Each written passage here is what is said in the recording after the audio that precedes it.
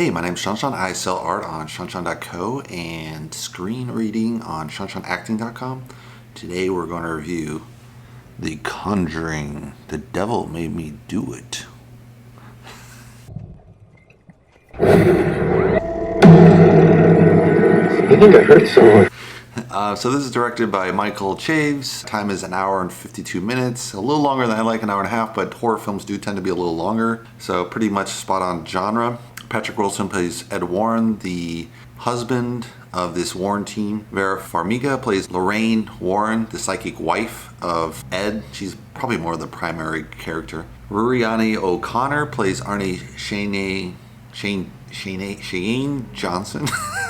He's one of the victims. Sarah Catherine Hook plays Debbie Greitzel, the girlfriend of Arne. Eugenie Bondurant plays the occultist. So the story is this young boy gets possessed by a demon, and the Warren family shows up with the Catholic priest, and they're like, oh my god, we have to do an exorcism right now. They do an exorcism on the boy, but as the boy is they're trying to depossess him and get rid of the demon possesses Arne, right? So the demon changes bodies, because Arne's like, oh, just save my little brother, right? Which makes sense. You save the young versus the older. Of course, he ruins his life.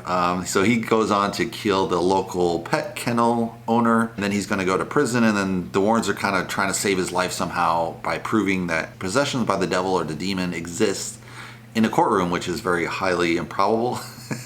So let's get to the analysis. So this has this classic color grading, which is very typical of horror and very necessary for horror to look like a horror. You have to get the color grading just quite right. So all the victims are portrayed with a green background, so they'll have this green in the background to kind of make it, you kind of subtly know just by color that there's something off with them. Maybe they'll be possessed later, they're unhealthy. Some of the other characters are silhouetted in orange, like Ed Warren. He's probably seen as the good character that's not going to be possessed. So you have this nice contrast between the people closer to the magic or the possession or the victims are in green, and then kind of the saviors are in orange. So you have that nice little subtle contrast to, subtly give that picture to the audience that what's going on. One of the critiques of this is there's just way too many versions of this film. Like they literally done 8 versions of this film. It's worse than Star Wars almost at this point, because Star Wars they did like originally 6, and that was like perfect, right? And then they went and like, let's do a whole bunch more, right? Because they sold to Lucas and went off the deep end. So a lot of stuff is very repetitive from earlier films. I think the film stands alone, it's fine, but like 8 films are all set in the 70s kind of thing. It's just like, oh, it kind of gets a little stale over time. But it is a successful franchise. I think if you're a younger generation in your 20s, teens, you're gonna love this, just eat it up, because you haven't seen that much film, right? So you just see these and they're just like, oh, let's go see the next Conjuring, right?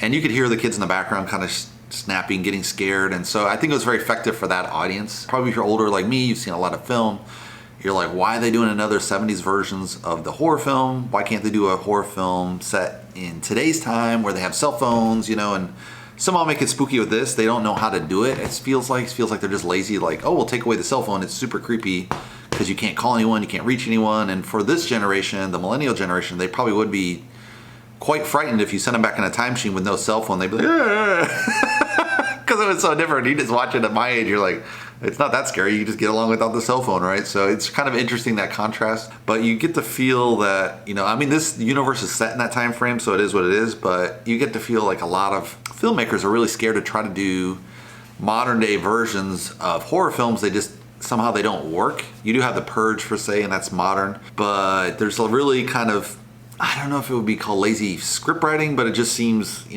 like why aren't they doing films set nowadays versus in the past? It just seems like there's a little bit too many of these past reverbs up of the 70s, just because Exorcism was one of the best films ever. I mean, a recent film that was really good like that was The Profile.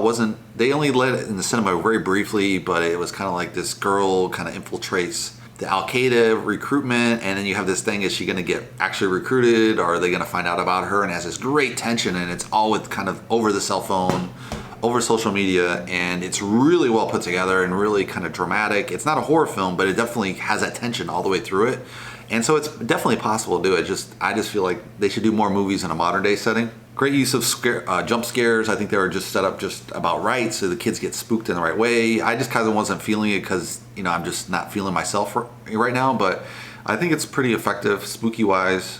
had this nice twist of a Catholic priest that retires mysteriously, and then it turns out he has a secret daughter, and you have all this kind of scandal behind the scenes of how that would work out as a Catholic father having a secret daughter, and kind of like, it's a really nice plot twist, I would say. Again, they use a lot of Catholic priests. It's a classic use. They always have these in horror films because they have the nice costumes with the white collar, the nuns, the beads, the rosary. The church are very symbolic of traditional Christian, before the church split in the 1400s.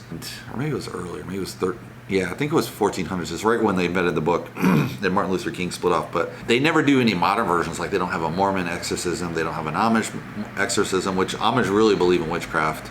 And so it's kind of like, why don't they use other priests sometimes? But again, the Catholics they created the Inquisition. They actually burned witches. So the history of the Catholic Church connected to witchcraft and superstition is very strong.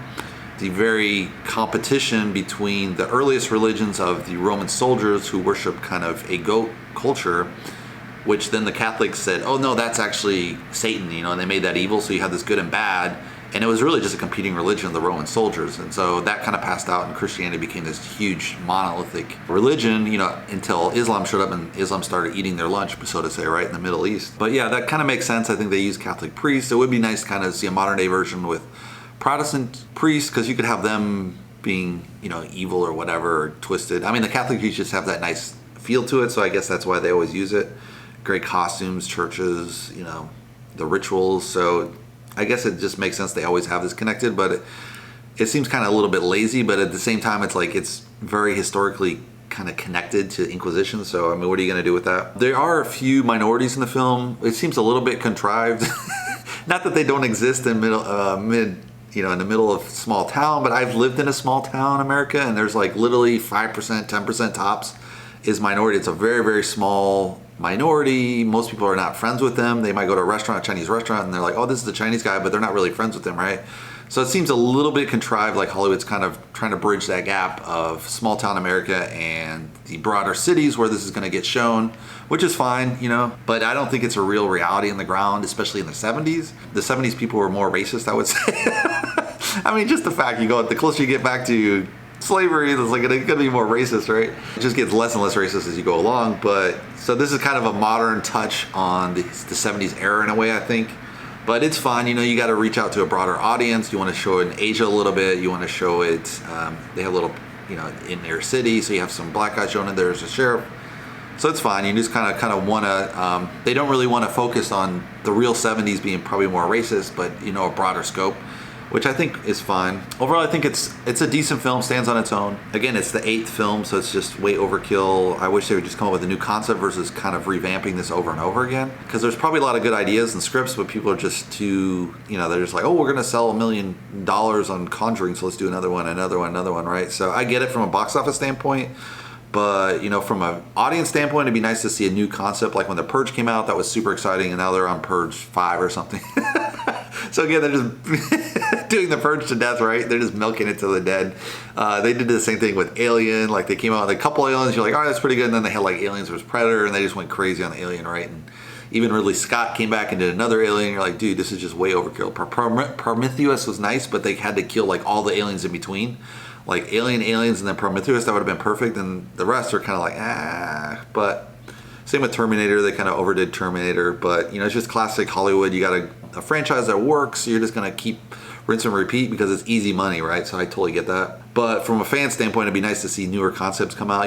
Do a lower budget, it's fine. But yeah, it'd just be nice if they did some lower budget indie takes on horror. Would be much better. Like Get Out was just fabulous when it came out. He had to prove himself first as a director, but he did that film, was like, oh, so juicy, right? He did another one, follow up. What was it, Us? That was awesome as well. So it would be nice if you had newer directors like that come out, take a newer take on horror film. It's much more appealing, and you just like really vibe with it, I think. So it'd be nice if people that were younger directors or different directors came in and did newer concepts, newer scripts. It's harder to get past in Hollywood, for the funding, but it just would make for a much more interesting film experience, I think, in the movie theaters. And that's my take on The Conjuring, The Devil Made Me Do It. Hope to see you guys next time. Thanks for watching.